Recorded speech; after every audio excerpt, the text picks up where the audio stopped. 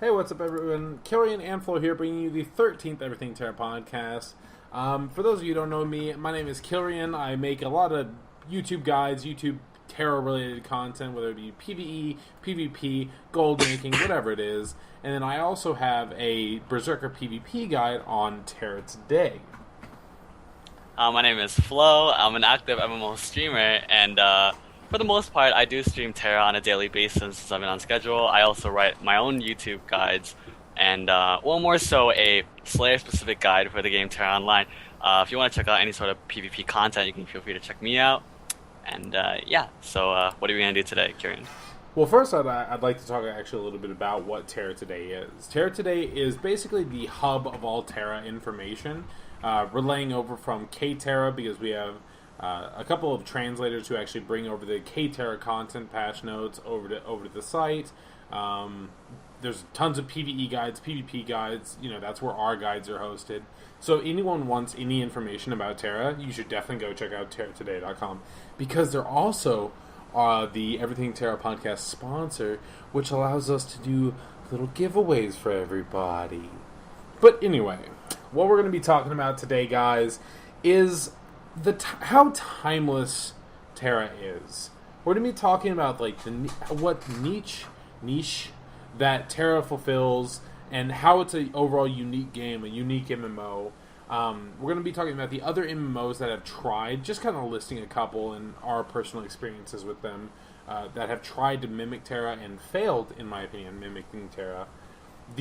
Our personal opinions on the direction that TERA is going to be going, and then as well as with the upcoming VM3 content, the VM3 gear, we're going to be kind of comparing and contrasting the difference between the old school TERA gear, the Dreamkeeper gear, down to the new VM3, and what the kind of difference of those is going to be and how you go about getting them, etc. Also, there was actually a Reddit submitted little question, how we feel about the people with best in slot gear, and if they deserve it or not. So we're going to kind of touch up on that as well. And then lastly, we're going to talk about our future hopes and expectations of TERA. So let's move right on into this, guys, and talk about what makes TERA such a unique game. What do you think makes TERA TERA? Well, for one, it's like a really aesthetically pleasing game. Like a lot of the games right now are still kind of like really like when you find a game, it's either they're gonna be poor in one aspect and good in one other. But TERA kind of balances out. They have the really great real-time action MMO feel to it. The first that I've ever experienced out of any multiple games that I've played so far. And then not only that, but it's really aesthetically pleasing. Like I remember when I was leveling and stuff, it was just kind of like every area that I went to was really nice, and just like those are the two major points that I found in terms of TERA. I completely agree with the aesthetic part of it, because you don't see games like TERA, a free-to-play MMORPG, and in my opinion has a perfect business model of free-to-play MMOs, but you don't see a free-to-play MMO that looks this gorgeous. Like, hands down, it's the best out of single-player game in terms of visuals that I've ever seen. And another thing that I like is TERA, compared to other MMOs out there, or other Asian MMOs more so, it's not excessively flashy, except for the Reaper coming, of course. But it's not excessively flashy, which is usually what you see in a lot of MMOs. They keep it simplistic, they keep it crisp, and just the overall graphics are awesome. But the main thing what makes TERA TERA, in my opinion, is the real action combat. Like you were saying, it's the first or the only real action combat game out there, pretty much right now, at least in an MMO form. For those of you who don't know what real action combat is, what that means is that whenever we're using skills and whatnot, it's not like I tab target on this person right here and attack them. Like my character just doesn't do that. If I'm not aiming properly, and if I hit or charge up in an attack and hit to the side, that hit's not going to register. It adds a whole nother level of intricacy, a whole nother level of uniqueness to the game, which I've never found another MMO that has done it as well as TERA. What do you have to say about the fluidity of TERA's combat? It's just kind of like it stands alone. Like I legit think that Terra's combat is like the best combat right now on the MMO market. There's no other game that I see that it comes even close. Like there's other games that are kind of trying to get that sort of the physics into their game, but to be honest with you, like regardless of what game I'm playing, the combat system pretty much spoils me. There's just no other game that I can play that just has that much like the intensity and the whole like fluidity, as you were saying, like in terms of combat that TERA provides in comparison to the other games. So yeah, I know you've said this in the past, is that TERA feels generations ahead, you know, of the market, of the current MMO market right now. And what's crazy is we just had the 2-year anniversary of American TERA. Like, that just shows you how far ahead of the times Bluehole Studios was when they were creating this. You know, there are a couple flaws here and there, but overall, the game is so unique and just so awesome. And outside of the combat and outside of just the aesthetics, I would say it's both a good thing and a bad thing for TERA. Is actually the niche appeal of character style. Because I know a ton of people who are like, oh, the anime, it's an anime game. You like little girls and shit like that. Are you getting robbed? But there are tons of people who don't like that anime style. But I personally think it helps out the people who are looking to really play a game like this. Do you think it holds back TERA at all, or do you think it promotes TERA? I think it promotes it a lot, to be honest with you. It's just kind of like it really gives off that whole like Asian MMO feel to it when it has out all those like, you know, like the whole LNs and all that stuff. It makes it feel kind of like a game. Like, you know what I'm saying? Like they're not trying to, you know, oh, like we're gonna try to provide you realistic graphics, whatever. Like, no, they're like right here. You're playing a fantasy MMO, and they're just gonna provide you that whole anime aesthetic feel, which I think honestly appeals to a lot larger audience than what a lot of the Western audience thinks. So yeah, and hopefully people will look past that and actually try out this awesome game. Basically, do you? As far as TERA, you've been playing it longer than I have, by a pretty good bit. And the fact that you're still playing, do you think TERA's combat or TERA's gameplay will ever get truly old? I really don't think so. Like when it comes right down to it, the more aspects that they continue to add to their combat, the better it's just gonna be, because they know what they're doing in comparison to the other games out there right now. For the most part, I just think that like I've tried to jump onto other games, and then every time I do, I go back to TERA, and I just have this like, I'm just so like excited, I'm so ecstatic when I do that combat, when I do that gameplay, and then I go back and I try to switch the games again, and it's just those other games don't provide it, and I always have this enjoyment regardless of what I'm doing. Even if I'm doing like almost nothing on TERA, I go into a little bit of combat and I'm like psyched again, regardless of what I'm doing. So yeah, and that's what really I think that when people, if they do, which we'll talk about a little bit later, if they do continue going in the right direction, then TERA's going to be a game that's going to stick around longer than a majority of MMOs out there. Talking about just other MMOs and whatnot, other MMOs have tried. In my opinion, they've tried to do the real action combat. These are a lot of things like... I personally didn't play Vindictus, but I played Neverwinter, I played Wildstar, I played... what's a couple other ones? Basically just games that claim real action combat. They claim real action combat, but they never get the fluidity. They never get the pristine gameplay behind it to properly do a real action combat game. Like, what have you played any of the MMOs who have tried to mimic real action combat? Well, like I actually have played Vindictus, and I was playing Dragoness as well. And the thing about those games is that they can't apply those mechanics to the open world environment, which is what TERA can also do. like the combat that you're playing, you can do it in open world, you can do it in instances, you can do it in battlegrounds, whereas they're limited to where they can actually provide that combat.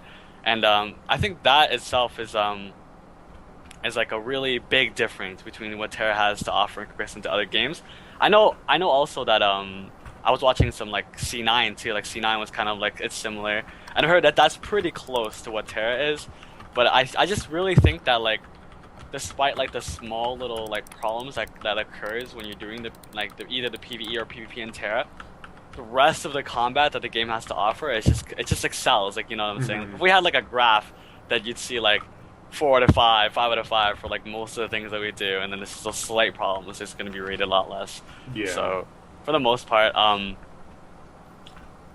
like yeah, like I was playing Vindictus, and Vindictus was kind of like a very dungeon crawly kind of game with all those things, but it's just like the thing about real action combat to me is how stiff is my character gonna be? You know what I'm saying? Like when I do those big motions, when I want to land a skill or I want to land an ability on something, I want to be able to hit it just like based on my motive. Like when I decide to get that skill off, it's gonna go off, and that's what TERA really does. It really comes close to what I want in a real time like action game. So yeah, it promotes the user, the player, to actually be rewarded on his quick responses and stuff like that. And one thing that I was going to say about it, because what you're talking about is the fluidity behind it.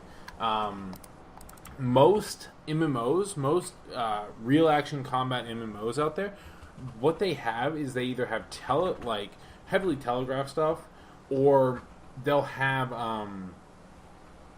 what's it called? Basically, whenever you use an attack, right, it auto locks on. It's not actual real action combat. It like locks on. You have to be aiming in that direction, or like hovering around that character, and then it'll attack the character. In TERA, we have the different hitboxes based on the races. We have different and just the overall feel of the game based on how well you aim your attack. You can't just hover. You can't aim around a player. Sorry, in TERA, you have to hit exactly that character, and that's where that fluidity, the responsiveness, and the fluidity of TERA comes around, and other MMOs have failed to do basically.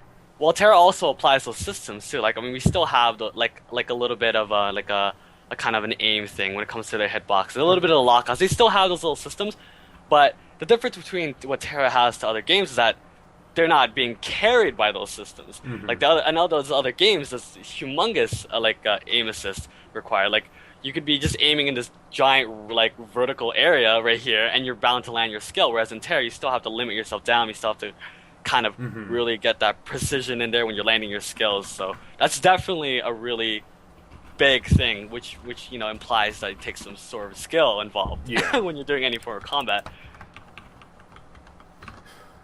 Sorry, I just read this person. Ellens don't have moms. That threw me off for a second there. Alright, so let's kind of move on. Or actually, one more thing. Do you think any MMO will replace TERA? Will properly match the fluidity that we're looking for? I think probably. And like it's just a matter of time. Like for the most part, I mean, like the way I see it is if it's being able to be done once, it's going to be done again. Will I see it coming from a Western audience?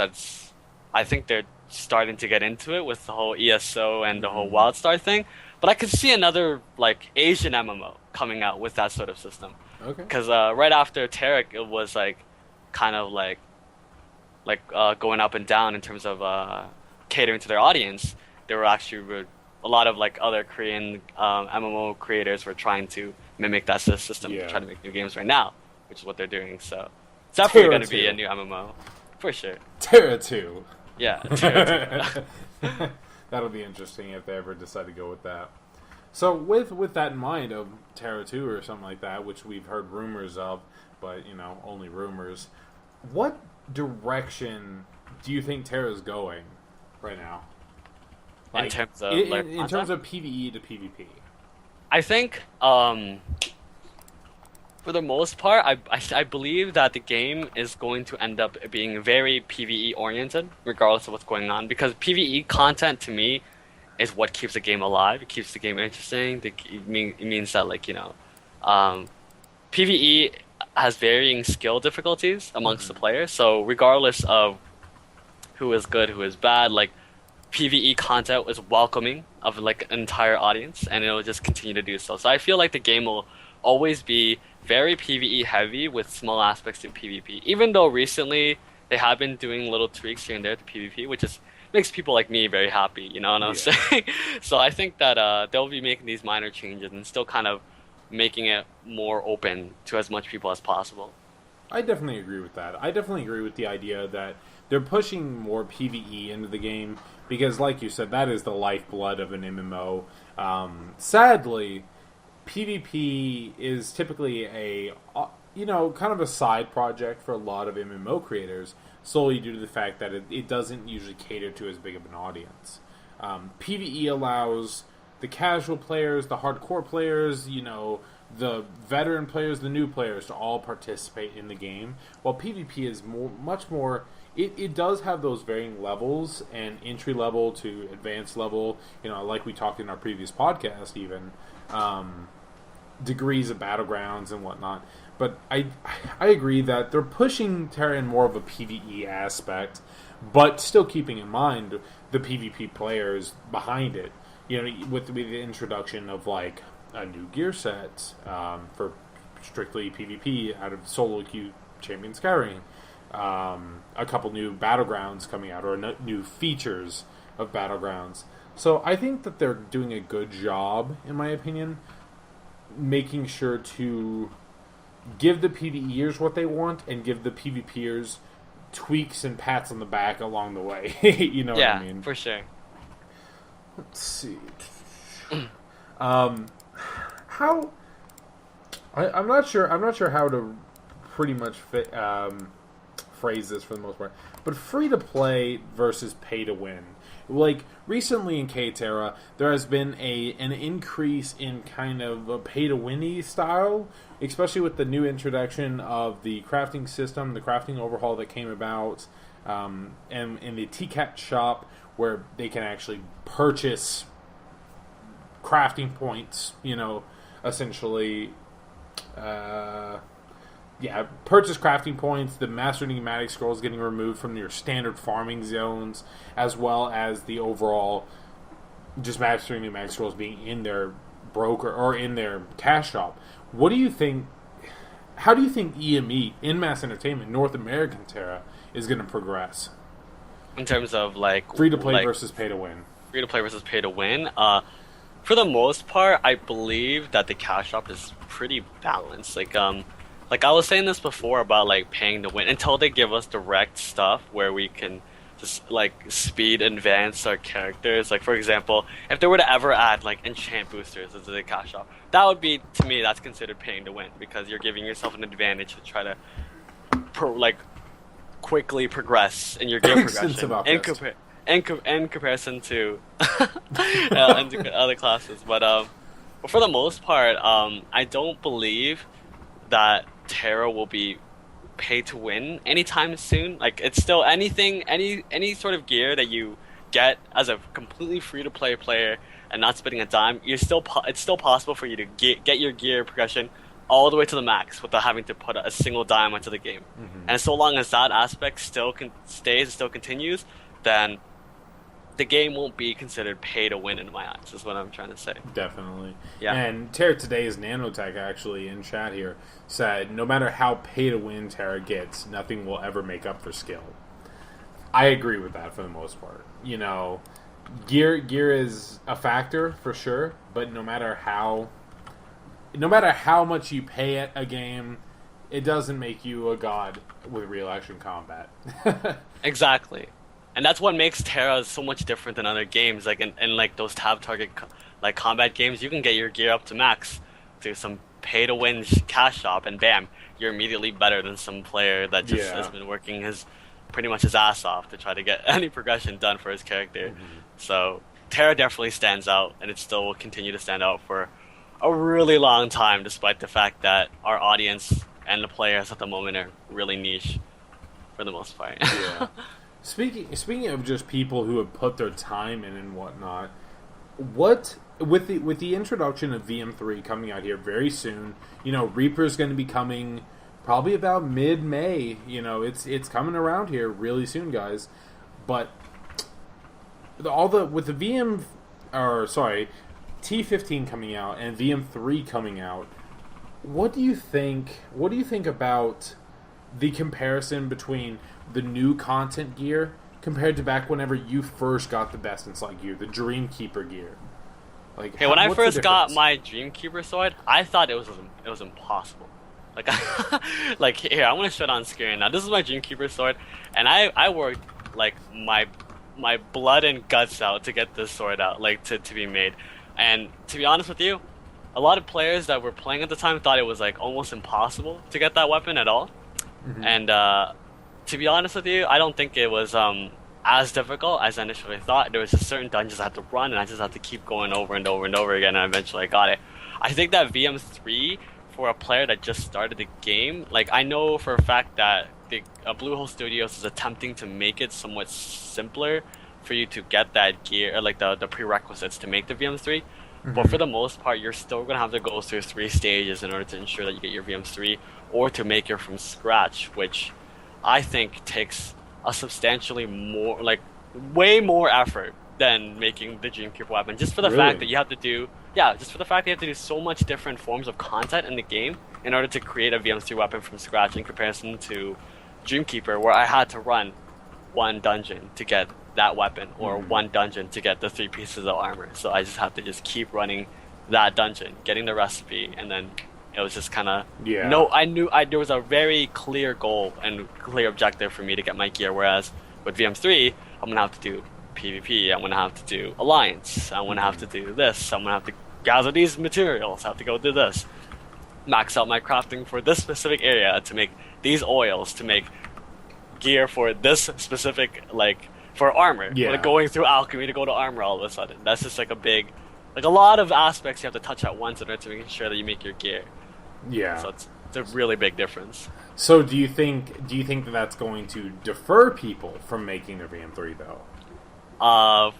In my honest, and from my personal perspective on my own personal tune, I am kind of a little worried of getting VM3 at the moment, which is why I'm kind of going for the whole, like the other PvP options that I have available, and how much easier they are to get in comparison to getting a VM3 like full set.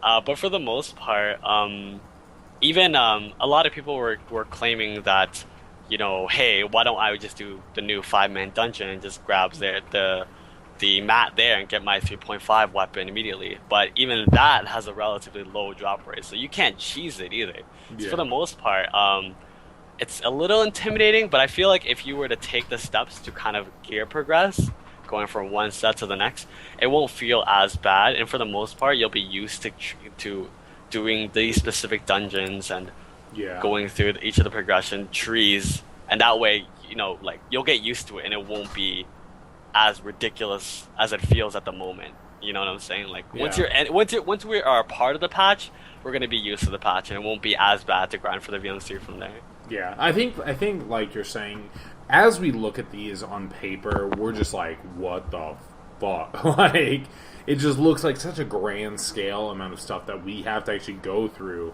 to even remotely, craft something.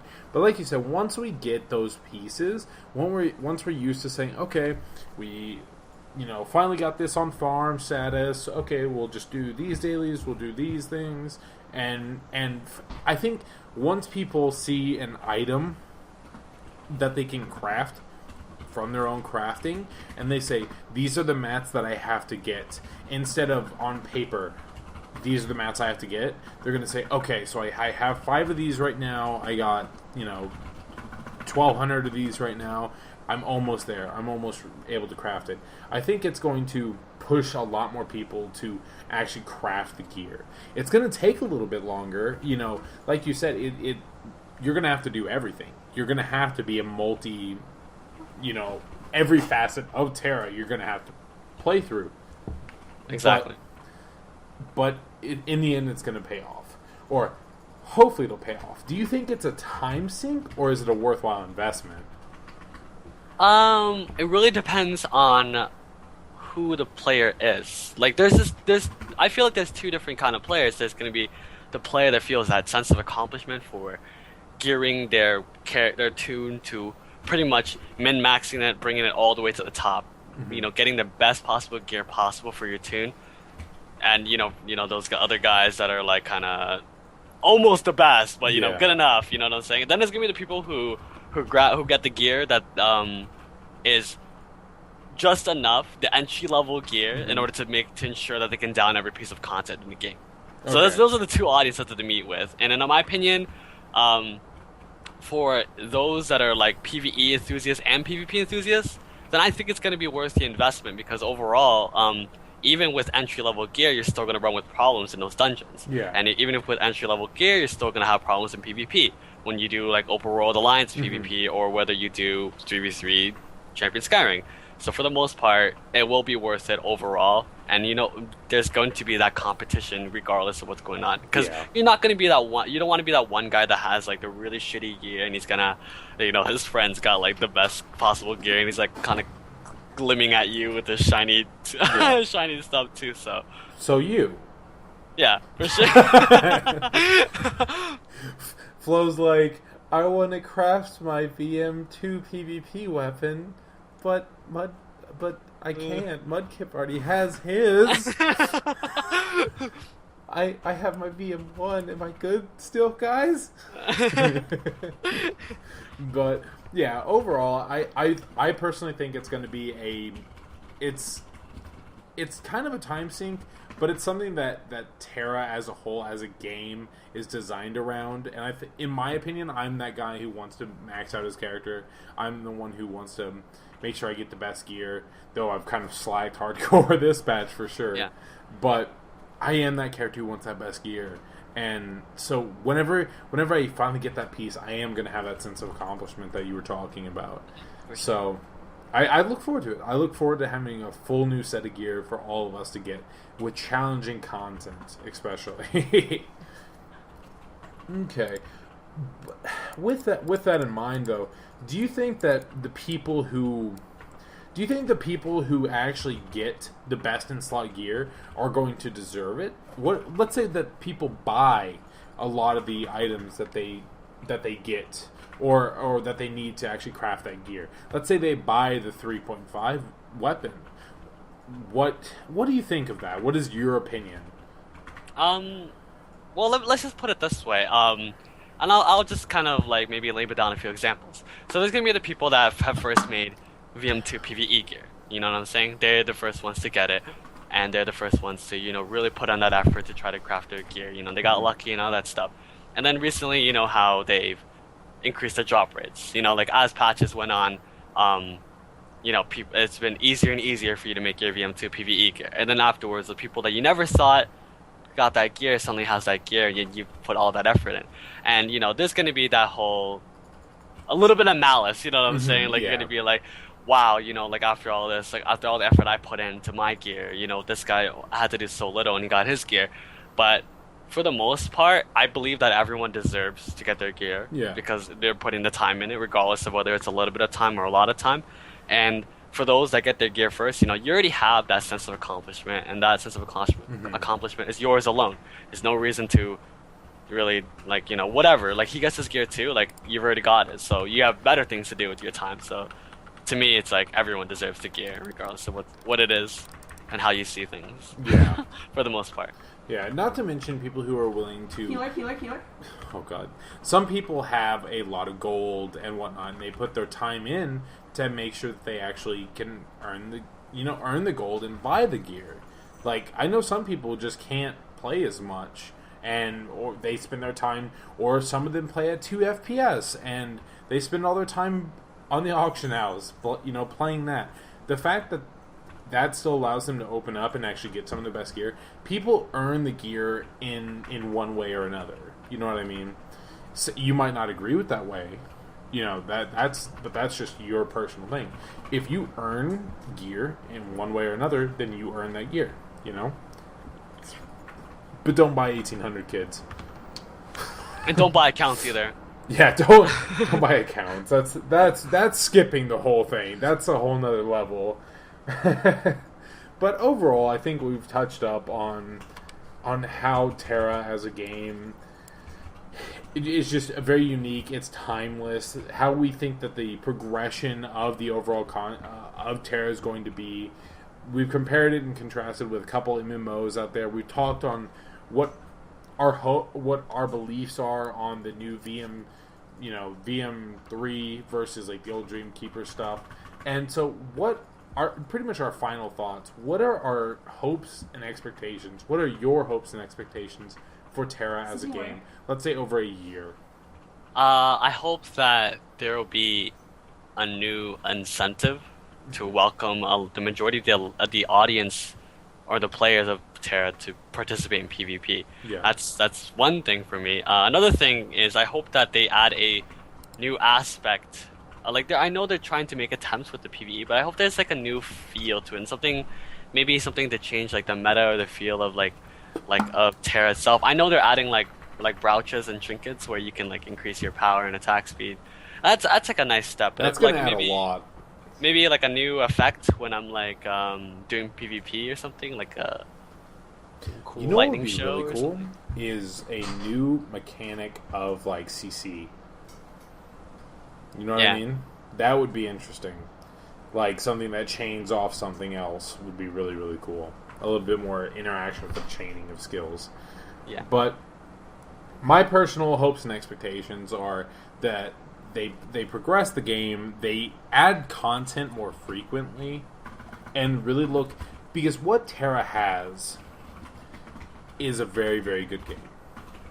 It just hands down. You know, the combat on it is almost pristine, save some major flaws like desync. But if they add more content, and they possibly do add a couple more mechanics, a more challenge to the game as well with future PvE content or just new battlegrounds, new flavor to the game, then that's going to be my hope for it. My expectations are that they're going to get more content out quickly or more quickly and balance things out. Yeah. You know, but that's my overall hopes and expectations for TERA. Do you have any final words regarding that? Sorry, I think I kind of cut you off a little bit. Overall, I think that as long as they give us something to do, it's gonna keep the game alive. Mm-hmm. Like I know like a lot of the views of the average players that there's just not enough to do at end game, and to be honest with you, like it's both yes and no. You know what I'm saying? Like you gotta have to, like sometimes I feel like TERA kind of has to, it's a self-motivate yourself to get something done in TERA. Yeah. So I feel like as long as they allow us to be able to do our activities, without having to wait too long, few times. That would be awesome. Like as long as I have something to constantly do, it'll just give me the same feel that I've had over the past 2 years of playing this game. So yeah, keep me busy. It's timeless. So that's pretty much our hopes and expectations, guys. Like, if you want, what I'd actually like is people in the comments right now, if you're watching on stream or if you're watching on YouTube right now, comment down below what your hopes and then expectations are going to be for the upcoming, let's say, year of TERA Online. So, because I'm genuinely curious, and post any ideas of interesting stuff that you think that they can do to improve the game down there as well. So that's going to be it for the Everything TERA podcast, guys. But I want to tell you all about the giveaway that we're going to be doing, hosted by TERAtoday.com, which I'm going to... Last week, I had a winner on my YouTube who was Holy Grail on the server Lake of Tears. So congratulations to you, Holy Grail. He wanted 7 made loot boxes, so you might want to get that gambling addiction checked out. Outside of that, though... essentially what we're going to be doing here, guys, is Flo's going to be posting a key in his stream, which is going to... He'll also link you to TERAtoday.com/redeem. You post that key in there. Make sure you fill out your Twitch name. If you're watching on Twitch right now, fill out your Twitch name. and as well as your character name, etc., will contact you, or he'll contact you as soon as you win tonight. If you're watching on YouTube, guys, I'm going to have in the description down below a key which will be active for the entirety of the week, which I will pick a winner on Friday, so the day before the next podcast. And I'll be going on in-game and making sure to contact you. Or on Twitter, or whatever it may be. So yeah, guys, make sure you post up, or make sure you enter that key, which I think, are you spamming it yet? Yeah, I just need to get the redeem site real quick. Okay. This is pretty much the key here. Let me get the redeem site in. But yeah, guys, for those of you who haven't checked me out already, make sure to go to youtube.com/Kilryan. If you don't happen to win this one, you can win it on my channel. Make sure to subscribe to me on YouTube at youtube.com/Kilryan. Follow me on Twitter at Kilryan, because that basically automatically uploads or automatically updates anytime I start streaming. I upload a YouTube video, or I type random shenanigans like favoriting the retweets that Flo does of sexy Asian girls on TERA. But yeah, and make sure to check out TERAtoday.com. Yeah, TERAtoday.com, and check out my guide, my Berserker PvP guide. And for those that are watching from YouTube, if you want to check out any of my content, feel free to check me out at twitch.tv/Flowroro. You can also check my own YouTube content as well, where I do my own shenanigans and PvP content, youtube.com/Flowroro. If you want to get to know me better, or see what I'm up to when I'm saying, you can check me out on Twitter and on Facebook at @Flowroro and /Flowroro. So check me out there. Please, just go check his Twitter history and look at all the... It's like 90%. Like, if a girl tweets, Flowroro has favorited and retweeted that shit. Thanks for watching, guys. Hopefully you enjoyed the podcast. Once again, make sure to comment down below and check the subreddit TERA Online on Friday of this week to submit your topics. But yeah, thanks for watching, guys. Hopefully you enjoyed it. Catch y'all later. See ya.